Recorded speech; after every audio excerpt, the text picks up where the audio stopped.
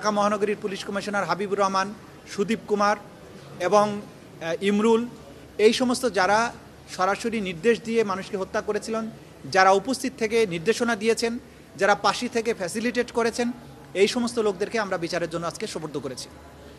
এই মামলাতে বিভিন্ন ডকুমেন্ট আমরা দাখিল করেছি।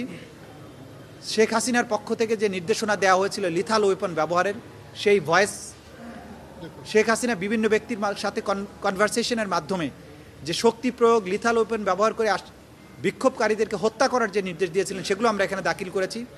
কিন্তু তাকে এই মামলাতে সরাসরি আসামি করা হয়নি, কারণ তার বিরুদ্ধে সেপারেটভাবে চার্জশিট দাখিল হয়েছে এবং সেখানে তার বিরুদ্ধে আলাদাভাবেই আনুষ্ঠানিক অভিযোগ অর্থাৎ ফর্মাল চার্জ দাখিল করা হবে।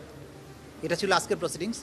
এর বাইরে শেখ হাসিনা এবং শাকিল আহমেদ নামে আওয়ামী লীগের গাইবান্ধার যে নেতা, যাদের মধ্যে টেলিফোন কনভারসেশনের মাধ্যমে শেখ হাসিনা বাংলাদেশে সমস্ত এই জুলাই বিপ্লবের যারা মামলা করেছেন, যারা মামলার বাদী হয়েছেন, সাক্ষী হয়েছেন, তাদের বাড়িঘর জ্বালিয়ে দেওয়া এবং তাদেরকে হত্যা করার যে নির্দেশনা দিয়েছিলেন, সেই টেলিফোনিক কনভারসেশনটা ভিত্তিতে একটা কন্টেম্পট প্রসিডিংস তার বিরুদ্ধে ড্র হয়েছিল। আজকে সেই কন্টেম্পট প্রসিডিংসেরও ফার্দার শুনানি ছিল। সেটা শুনানি অন্তে আগামী ৩রা জুন এটার পরবর্তী আদেশের জন্য ধার্য করা হয়েছে।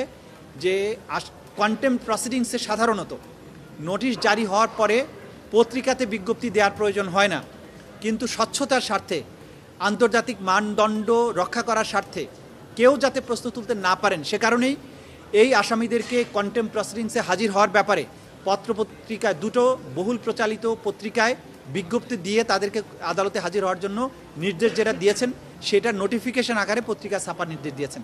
সেটাও আগামী ৩ তারিখে ফার্দার আদেশের জন্য আসবে এবং সেদিন যদি তারা হাজির না হন, তাদের আইনজীবীর মাধ্যমেও যদি জবাব না দেন, তাহলে আদালত এই ব্যাপারে পরবর্তী আদেশ প্রদান করবে।